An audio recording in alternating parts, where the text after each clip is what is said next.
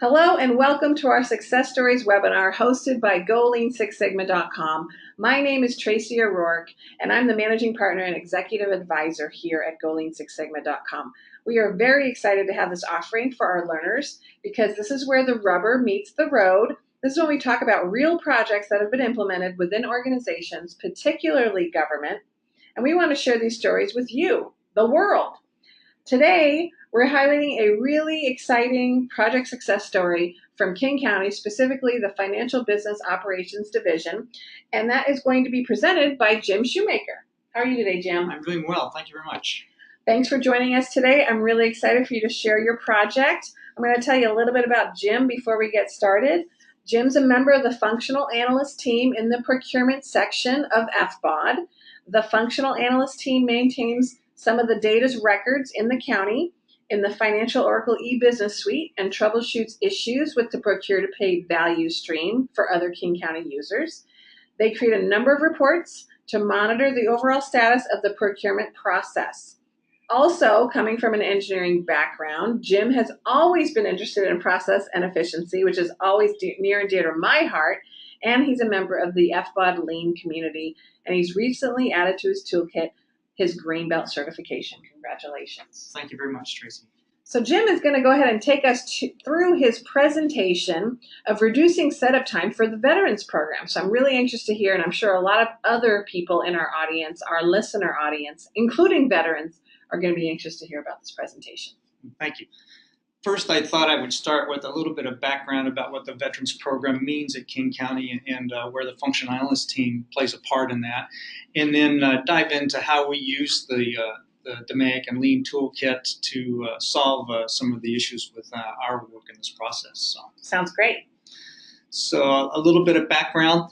The Veterans and Human Services Levy is a property tax levy that was passed originally in 2005, renewed in 2011. It's got three main goals. First, to prevent and reduce homelessness among the citizens of the county, and also, secondly, to reduce unnecessary criminal justice, emergency medical system involvement of those people, and then finally to target specifically veterans and vulnerable populations to help get them back on their feet. In 2017, the levy will collect about $18 million. About half of that gets targeted towards the human services component of the program, and then the other half of $9 million goes towards the Veterans Program. Of that $9 million, there's a portion of that that's actually direct assistance to veterans payments, where they make things like emergency one-time rental payments or housing payments to keep veterans from becoming homeless, or provide them with job training assistance so they can find productive work. So that's a wonderful and noble thing. It is. It's a great program. In fact, it's up for renewal this year on the county's ballot. It made had a prominent placement in the exec's State of the County speech back in February, and so it's currently a high visibility program in the county.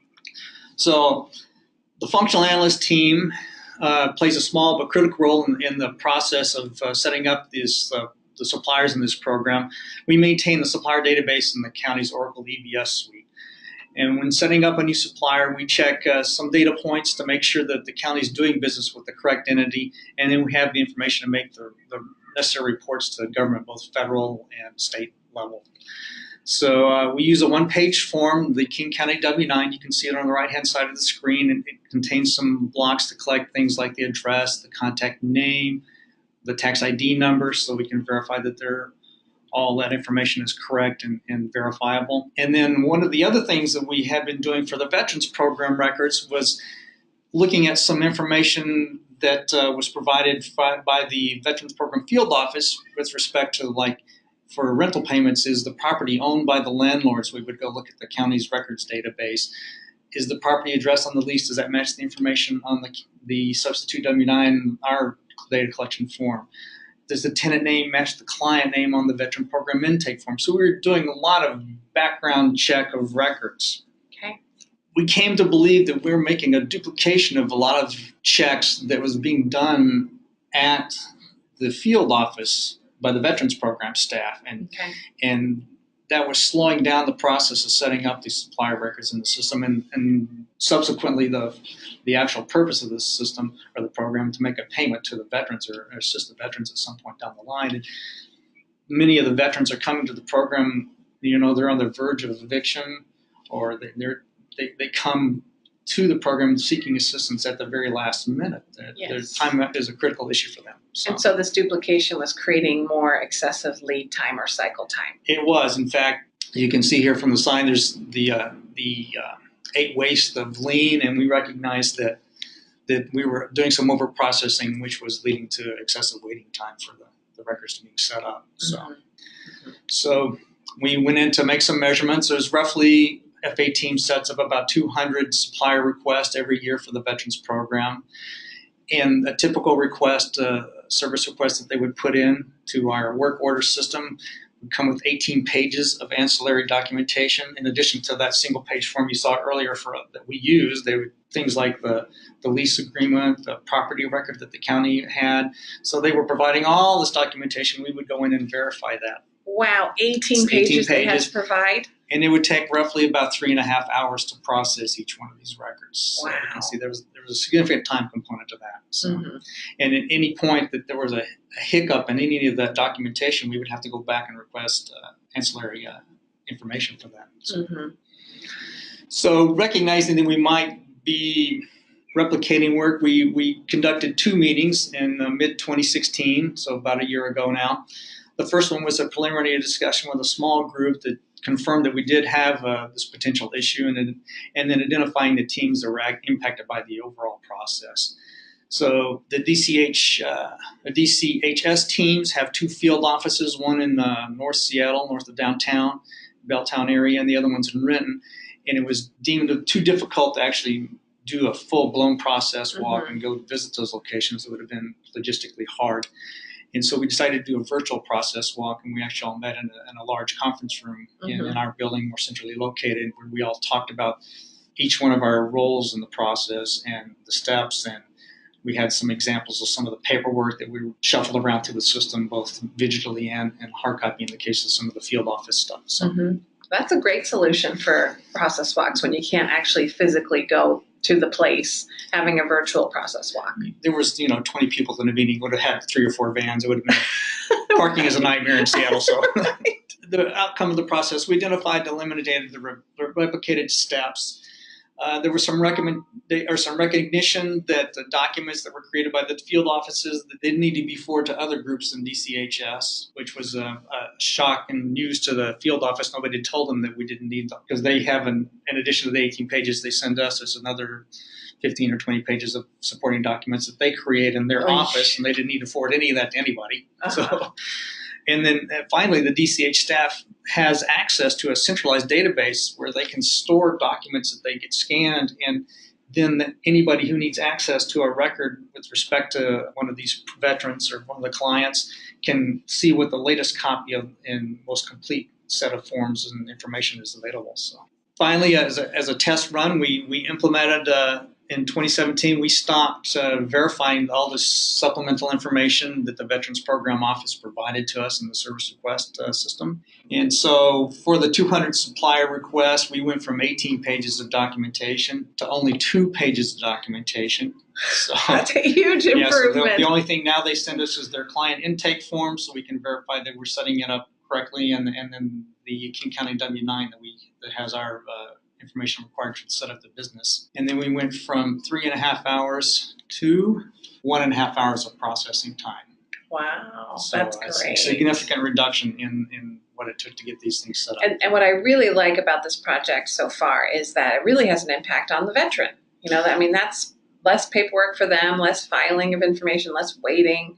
It really does affect the client in this case, or the customer being the veteran. Is that right? Well, actually, no.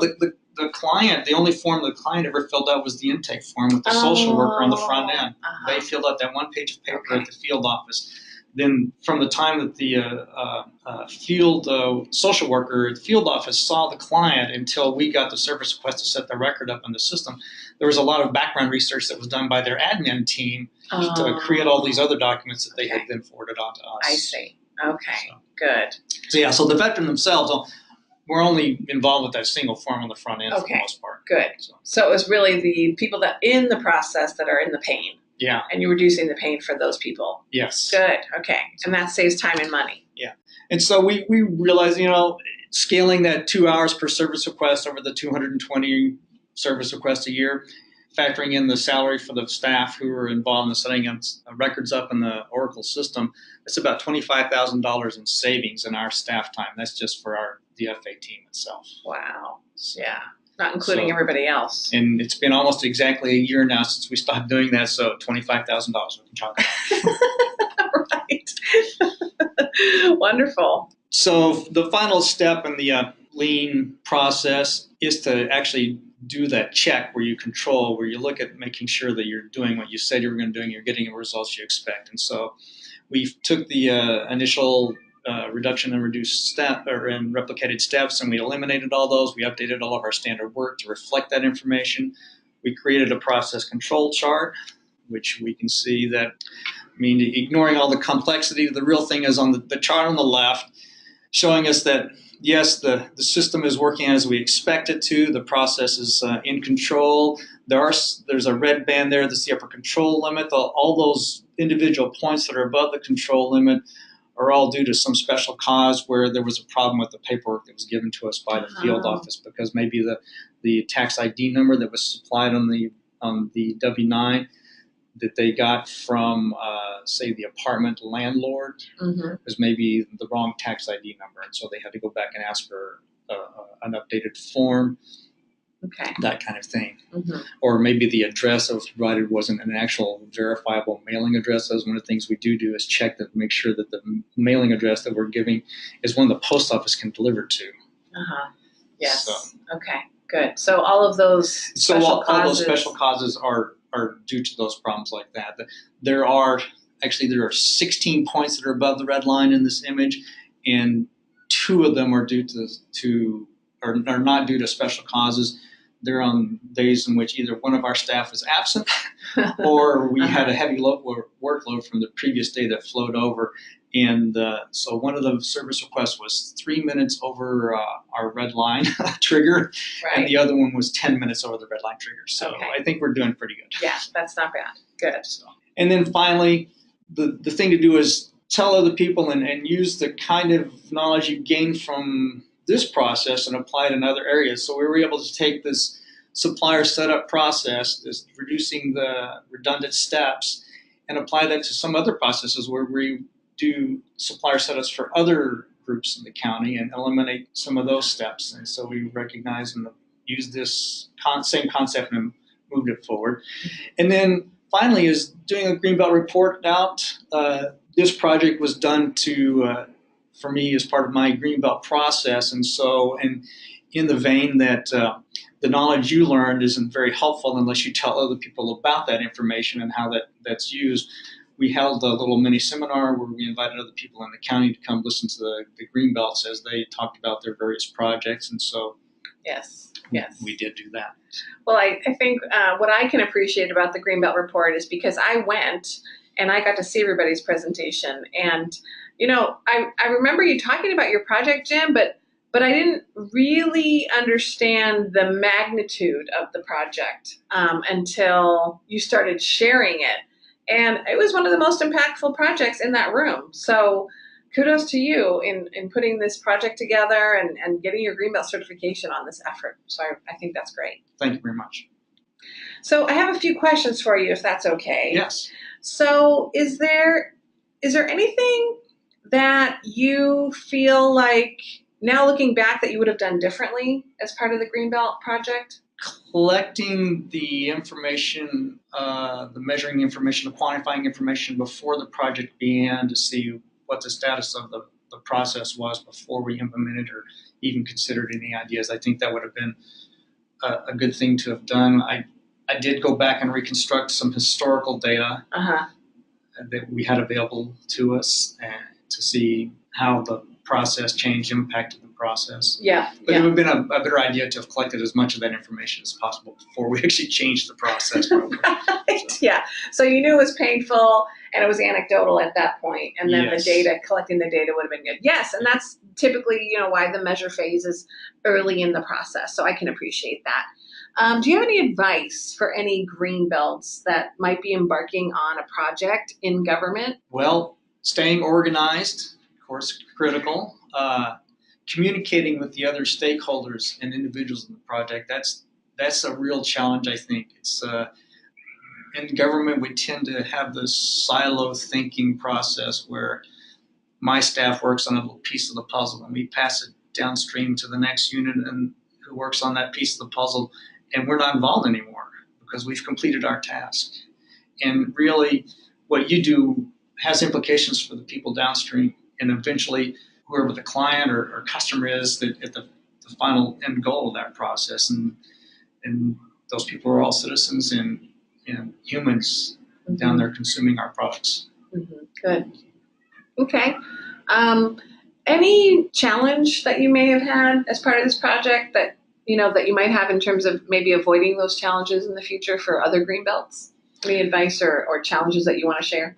I guess the one challenge we had was the issues that we identified, the problems with the process that we saw from the client intake at the Veterans Field Office until the final check is issued to pay whoever the supplier is that's entered in the system at the downstream end.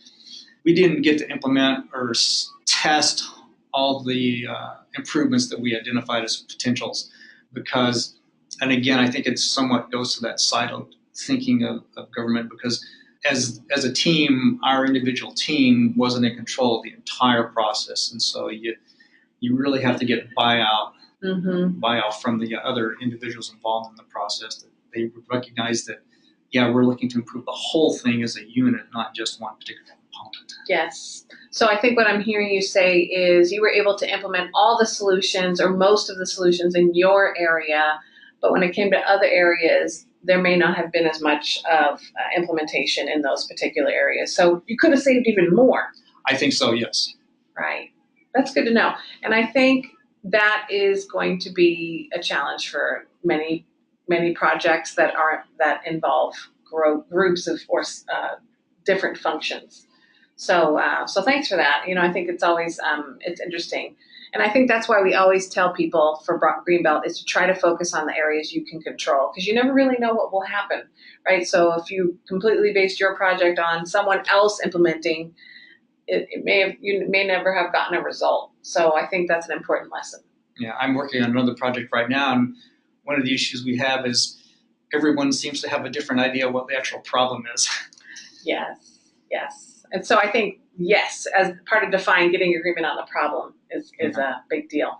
So how has Greenbelt training or process improvement work changed the way you look at things? Well, it certainly made me think more holistically in general about processes and how they work. I mean, I've always sort of had that viewpoint, but it's helped reinforce that. Good. Well, I really appreciate you coming and sharing your project presentation with me and our learners at GoLeanSixSigma.com. Thank you so much, Jim. It was my pleasure. And if you have any questions about any of these success stories, especially this one, please, we've got lots of stories out there, so you're welcome to peruse them on our website. Or if you have questions for Jim or about this series, send us an email at contact@GoLeanSixSigma.com. Don't forget to go to our website to look at all of the free stuff we have on there. We've got free tools, free templates, free webinars, free podcasts, and lots of other stuff. So I wanted to say thank you once again. Have a great day, and thanks for joining us. Bye-bye for now.